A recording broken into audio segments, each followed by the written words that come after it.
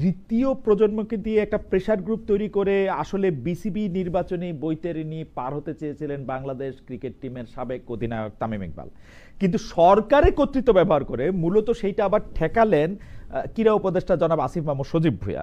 BNP ক্ষমতা হলে যে দেশে ক্রীড়াঙ্গন সহ বিভিন্ন ক্ষেত্রে দলীয়করণ, স্বজনপ্রীতি, পরিবারতত্ত্ব কায়েম হবে,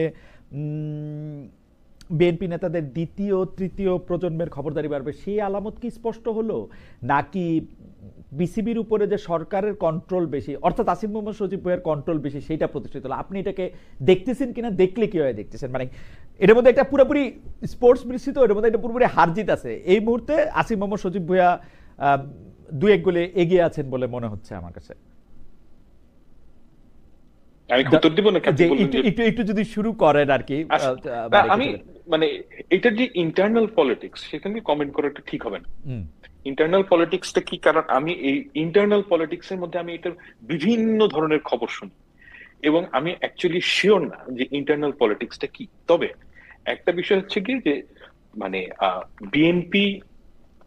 বিএনপির ব্লেসিং নিয়ে যারা এখানে আসতে চাচ্ছে, আর অন্যদিকে হচ্ছে সজীব ভুঁইয়া, এদের মধ্যে একটা টাসাল আছে।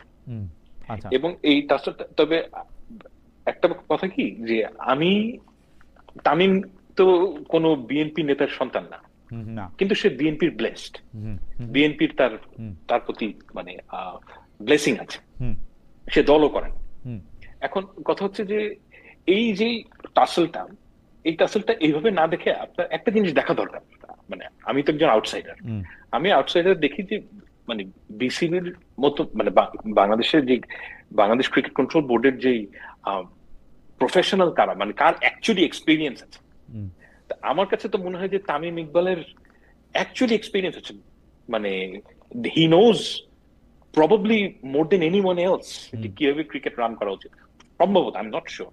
ওকে, তো আমার কাছে মানে as a candidate he is not a bad candidate.